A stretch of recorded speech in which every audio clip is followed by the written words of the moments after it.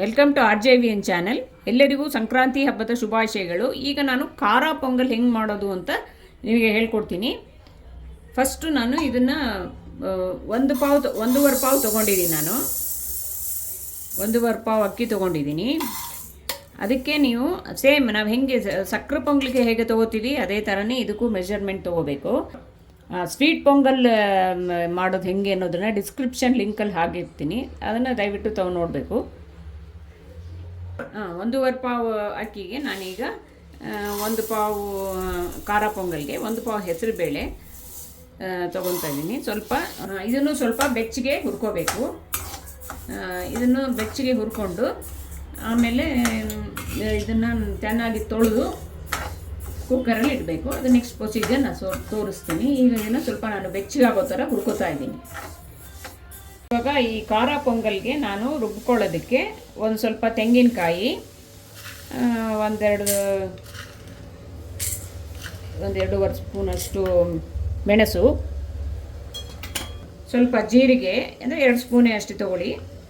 ಇದನ್ನೆಲ್ಲ ನಾನು ಇದಕ್ಕೆ ಖಾರ ಪೊಂಗಲ್ಗೆ ಇದನ್ನೆಲ್ಲ ನಾನು ಅರ್ಕೋಬೇಕು. ಮಿಕ್ಸಿನಲ್ಲಿ ಅರೆದುಬಿಟ್ಟು ಆಮೇಲೆ ಇದನ್ನು ನಾನು ತುಪ್ಪದಲ್ಲಿ ಹುರಿದು ಅಕ್ಕಿಗೆ ಮಿಕ್ಸ್ ಮಾಡಬೇಕು. ಈ ಅಕ್ಕಿ ಮತ್ತು ಹೆಸರು ಬೇಳೆಗೆ. ಇದು ನೆಕ್ಸ್ಟ್ ಪ್ರೊಸೀಜರ್ ತೋರಿಸ್ತೀನಿ. ಫಸ್ಟು ಇದನ್ನು ರುಬ್ಕೊಳ್ಳೋಣ.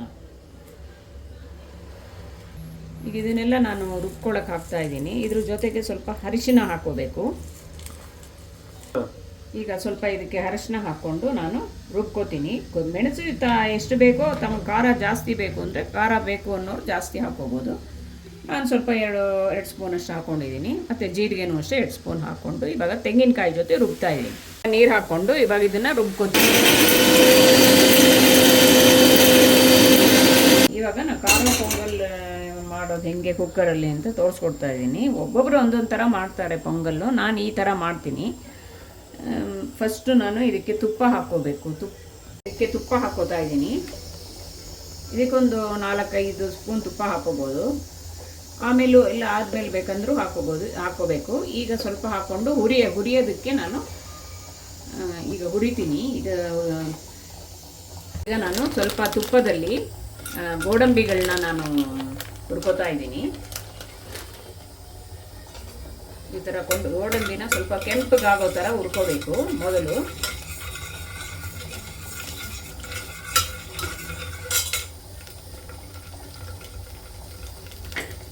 ಆಮೇಲೆ ನಾನು ಮೆಣಸು, ಜೀರಿಗೆ ಮತ್ತು ತೆಂಗಿನಕಾಯಿ ಹುರ್ಕೊಂಡಿದ್ನಲ್ಲ ಅದನ್ನು ಕೂಡ ಇಲ್ಲಿ ಹುರ್ಕೋತಾ ಇದ್ದೀನಿ.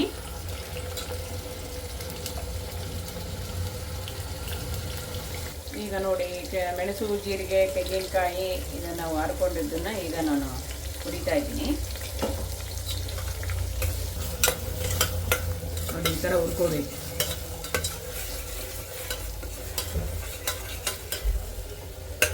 ಆಮೇಲೆ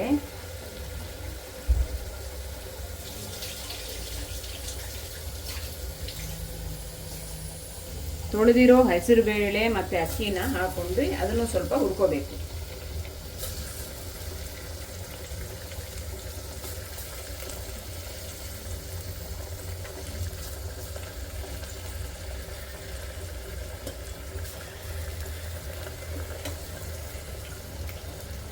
ನಾನು ಈ ಕೊತ್ತಂಬರಿ ಸೊಪ್ಪು, ಕೆಲವರು ಕರಿಬೇವು ಹಾಕ್ಕೋತಾರೆ. ನಾನು ಕೊತ್ತಂಬರಿ ಸೊಪ್ಪು ಹಾಕಿ ಸ್ವಲ್ಪ ಡಿಫ್ರೆಂಟ್ ಟೇಸ್ಟ್ ಬರಲಿ ಅಂತ ಮಾಡ್ತಾಯಿದ್ದೀನಿ.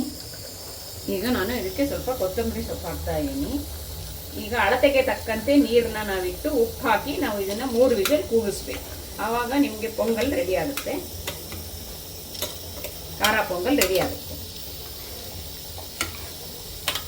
ಈಗ ತಕ್ಕಂತೆ ಇದಕ್ಕೆ ಎಷ್ಟು ಬೇಕೋ ಅಷ್ಟು ನೀರು, ಅಂದರೆ ಈಗ 1.5 ಪಾವು ಎಲ್ಲ ಹಾಕಿರೋದ್ರಿಂದ ಒಂದು 5ರಿಂದ 6 ಲೋಟ ನಾವು ನೀರು ಹಾಕಬೇಕಾಗತ್ತೆ.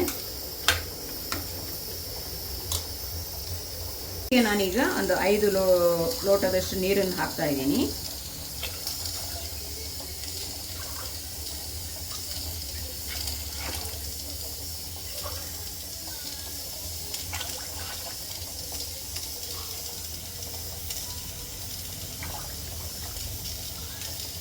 ಈಗ ರುಚಿಗೆ ತಕ್ಕಷ್ಟು ಉಪ್ಪನ್ನು ಹಾಕೋಬೇಕು.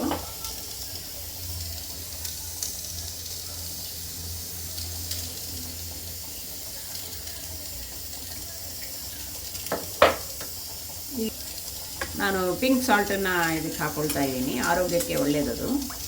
ಇದನ್ನು ಈಗ ಸ್ವಲ್ಪ ಮಿಕ್ಸ್ ಮಾಡಿ ಕುಕ್ಕರ್ ಮುಚ್ಚಳ ಮುಚ್ಚಿ 3 ವಿಸಿಲ್ ಕೂಗಿಸ್ಬೇಕು.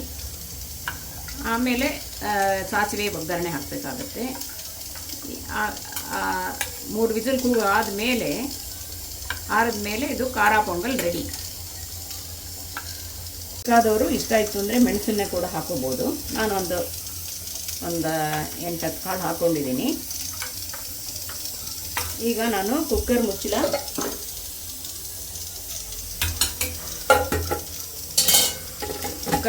ಮುಚ್ಚಿ 3 ವಿಸಿಲ್ ಕೂಗಿಸ್ಕೊತೀನಿ. 3 ವಿಸಿಲ್ ಕೂಗಿ ಆರದ ಮೇಲೆ ನಿಮಗೆ ಖಾರ ಪೊಂಗಲ್ ರೆಡಿ ಆಗಿರೋದನ್ನ ತೋರಿಸ್ತೀನಿ. ಪೊಂಗಲ್ಗೆ ನಾನು ತುಪ್ಪದಲ್ಲಿ ಒಗ್ಗರಣೆ ಹಾಕ್ತಾಯಿದ್ದೀನಿ. ಸ್ವಲ್ಪ ಸಾಸಿವೆ ಹಾಕ್ತಾಯಿದ್ದೀನಿ, ಆಮೇಲೆ ಸ್ವಲ್ಪ ಜೀರಿಗೆ ಹಾಕ್ತೀನಿ ಒಗ್ಗರಣೆಗೆ. ಇದು ಒಗ್ಗರಣೆ ಆದಮೇಲೆ ಅದನ್ನು ಇದಕ್ಕೆ ಖಾರ ಪೊಂಗಲ್ಗೆ ಮಿಕ್ಸ್ ಮಾಡಿದ್ರೆ ಖಾರ ಪೊಂಗಲ್ ರೆಡಿ. ಇವಾಗ ನೋಡಿ ಸಾಸಿವೆ ಮತ್ತು ಜೀರಿಗೆ ಚೆನ್ನಾಗಿ ಇದಾಗ್ತಾ ಇದೆ, ಚಟ್ಪಟ ಅಂತ ಇದೆ. ಸೊ ಇದನ್ನು ನಾನು ಈಗ ಖಾರ ಪೊಂಗಲ್ಗೆ ಹಾಕಿ ಮಿಕ್ಸ್ ಮಾಡ್ತೀನಿ. ಆದಮೇಲೆ ಅದು ಖಾರ ಪೊಂಗಲ್ ರೆಡಿ.